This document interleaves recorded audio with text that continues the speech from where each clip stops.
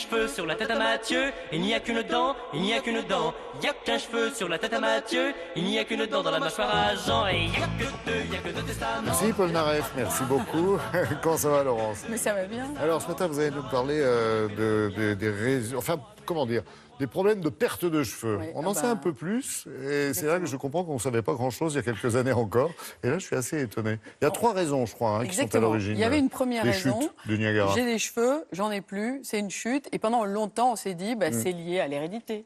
On s'est dit, c'est lié aux hormones. Au stress. Et comme, justement, l'une des raisons de cette chute est liée à l'un des chromosomes, il y a le chromosome 20, mais le chromosome X, ça concerne plus particulièrement les hommes. Donc c'est un gros dossier quand même, la chute de cheveux. Donc pendant longtemps, on s'est mis ça.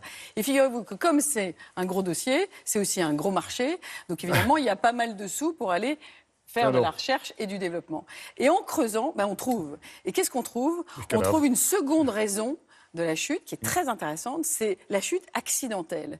Et là, c'est les femmes que ça va concerner, notamment pour les grossesses. Et on a toutes connu ça. Si on perd 50 à 100 cheveux par jour, après avoir fait un enfant, dans la suite de la grossesse, il est commun de perdre un petit peu ses cheveux. Donc, on est en train de trouver des solutions. Et puis, il y a une troisième... Voilà, et ça redémarre. Et puis, mais ça fait partie de la famille des chutes. Et puis, il y a une troisième raison qui concerne aussi le principe de cheveux qui ont l'air plus fins, la perte de densité sous les doigts, c'est la notion de vieillissement. Eh bien oui, comme la peau, le cheveu vieillit. C'est la seule qu'on connaissait en fait. Hein.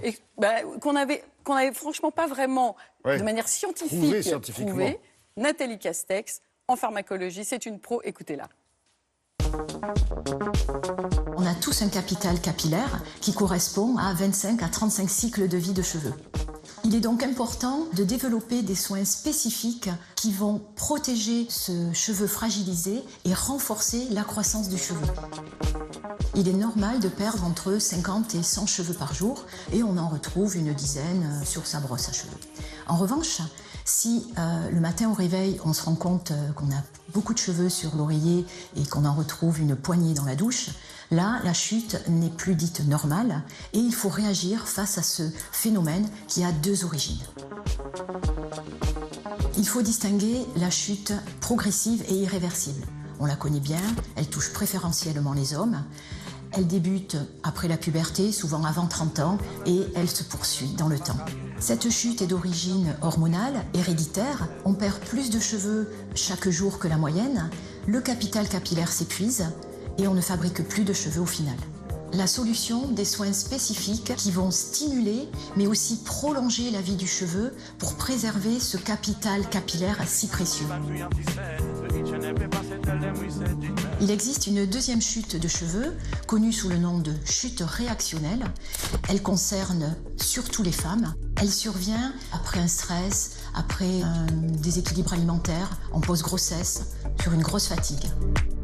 La chute de cheveux est brutale et massive, mais le cheveu va repousser naturellement quelques mois après ces événements. On peut dans ce cas utiliser des soins qui vont relancer la croissance des cheveux plus vite.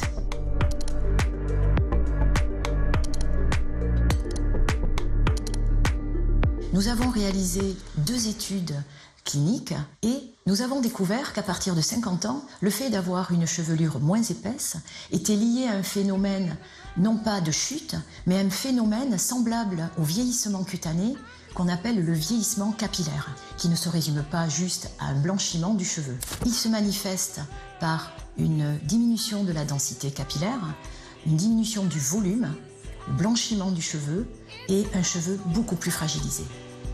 Le cuir chevelu et donc les cheveux vieillissent de la même manière que vieillit notre peau.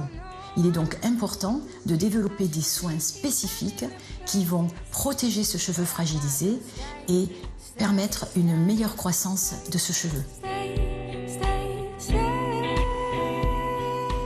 C'est vrai qu'on en parle de plus en plus de ça. Et puis alors, ça va déferler. Et puis, il va y avoir un congrès fin janvier de professionnels qui vont même parler des futures piqûres qui s'améliorent. Parce que ça aussi, c'est une autre solution. Alors, qu'est-ce qui se passe sur le marché? Je vous ai dit, il y a beaucoup d'enjeux sur ce marché.